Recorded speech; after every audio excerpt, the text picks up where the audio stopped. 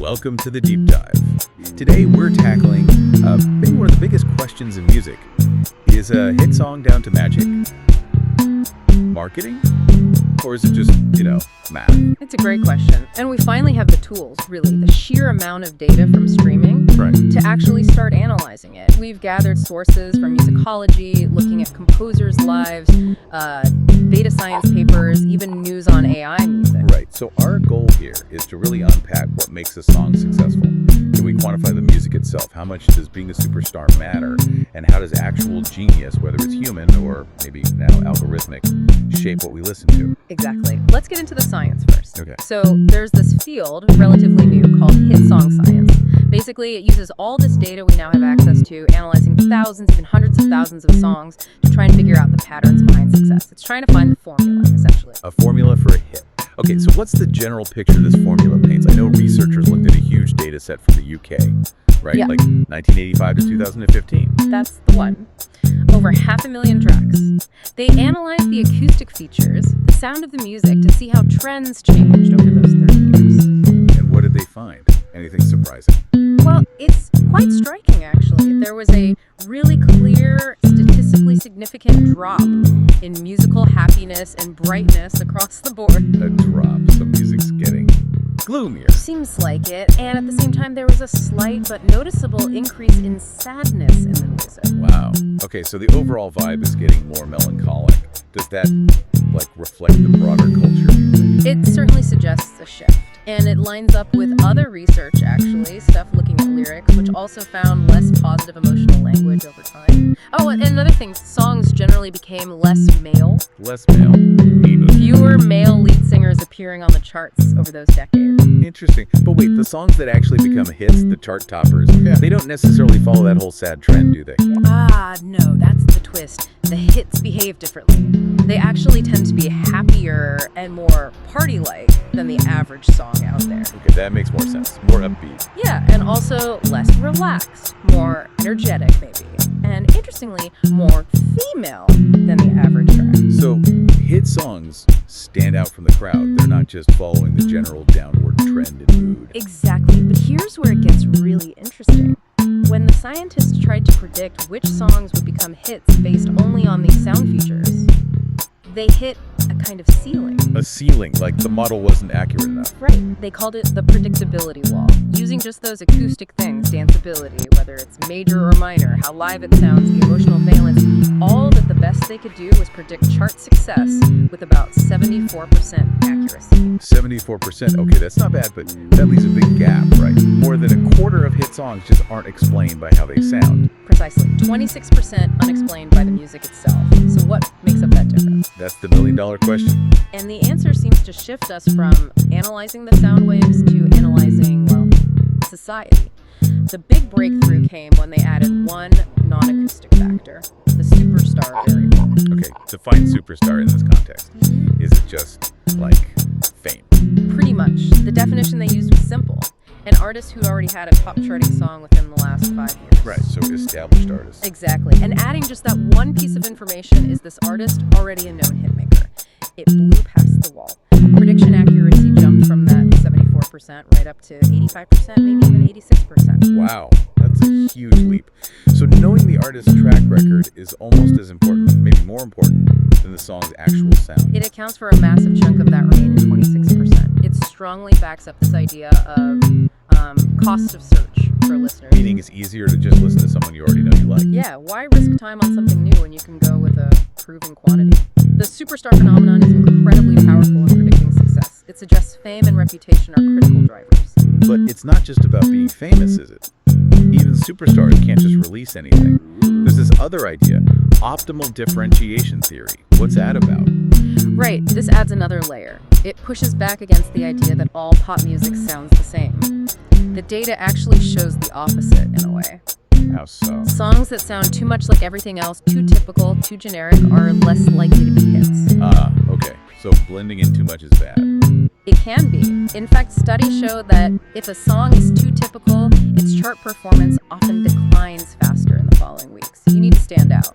But not too much. Is that the optimal part? Exactly. That's the sweet spot. You need to be different enough to catch attention, but familiar familiar enough that people can still connect with it, that it fits within the current sort of soundscape. It's innovation, but within certain bounds. Not too weird, not too familiar, optimally differentiated. That seems to be the key balance the most successful songs strike.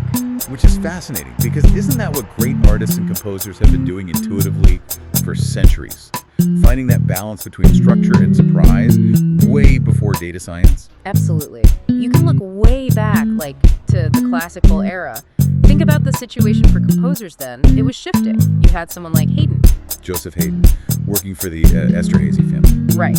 Under patronage, basically a highly skilled employee writing music on demand for this wealthy family. He was brilliant, known for clever musical ideas using folk tunes, even musical jokes like sudden loud bits or pauses. Surprise. Yeah. But he was doing it within the constraints of what his patrons wanted. Financially stable, but creatively maybe a bit restricted. Okay, so Haydn represents the patronage system.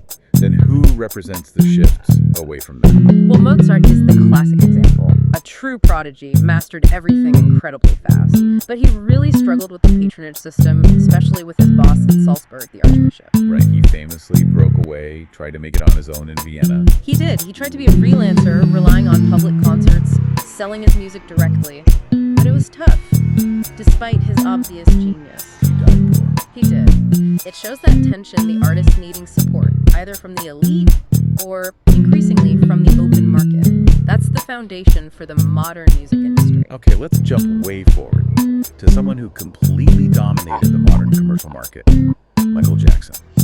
His genius was different, right? He couldn't read or write music in the traditional way. Which makes his process even more amazing. It was so organic. His main instrument was his voice. He would literally sing every part of the arrangement, the bass lines, the chords, the drum fills, horn parts, into a simple microcassette recorder.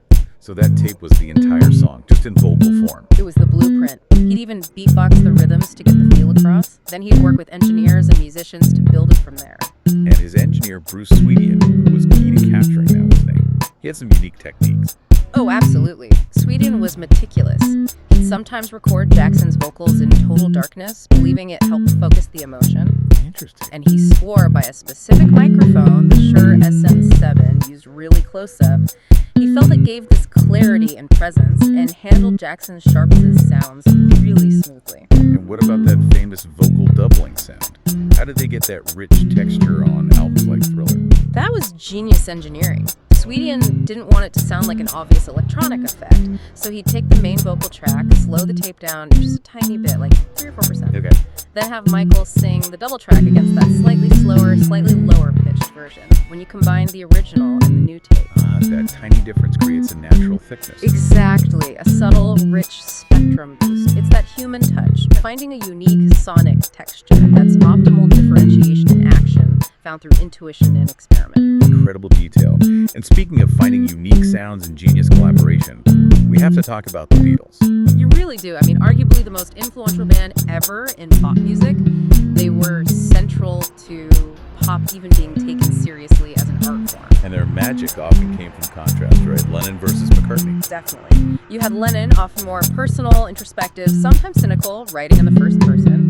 Then McCartney, often more optimistic, telling stories, observing others in the third person. They pushed each other. Lennon joked that Paul always wanted to make things bigger, and John's job was to poke out the cheesy bits. That creative tension was vital. And musically, they became masters of layering things, like counter melody. Think of the oboe solo in Inferno one. Yeah, it's like chamber music in a pop song. Totally. It's sophisticated stuff born from human collaboration and artistry.